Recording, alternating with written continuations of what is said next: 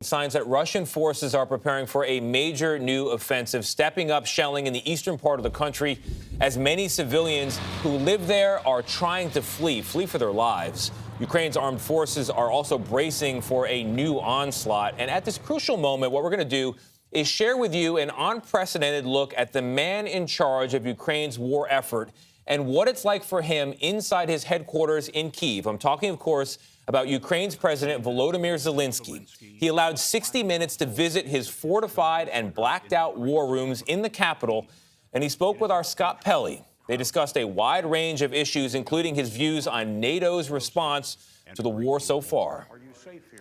Mr. President, in a speech to NATO, you said, quote, "All the people who die will die because of you, because of your weakness." Are you saying that the West bears some responsibility for these atrocities?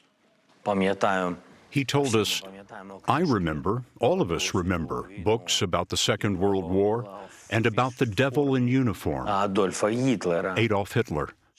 Are those countries who did not participate in the war responsible? The countries who let German forces march throughout Europe.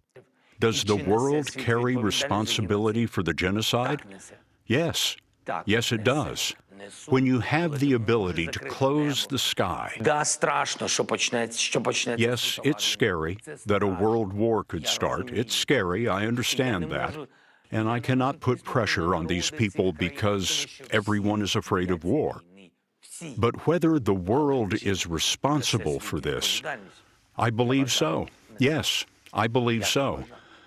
Stand in front of the mirror every day and ask yourself, were you able to do something or were you unable to do something? You will find the answer in the mirror to this question and to another question. Who are you? That's what I believe. And as the world reflects on that question, standing before the mirror, as he puts it, it's been 50 days or nearly so since the Russian invasion began. And President Zelenskyy also spoke to Scott Pelley about the outcome in this war that he would like to see. What does winning look like to you? Victory. First of all, our people would definitely feel victory. They will come back. The return of refugees is blood for the body of Ukraine. Without them, there's nothing. The bombardments would end. We would recover our territory. There would be no Russian soldiers in our country. Yes, I understand they will not withdraw from Crimea and will be arguing and negotiating for one territory or another in the south of our country, the Donbass. I know exactly what has to happen, after which we can say this is victory, but if you don't mind, I'm not going to talk about it just yet. Mr. President, we wish you all the luck in the world. I need half of it. I think even half will be enough.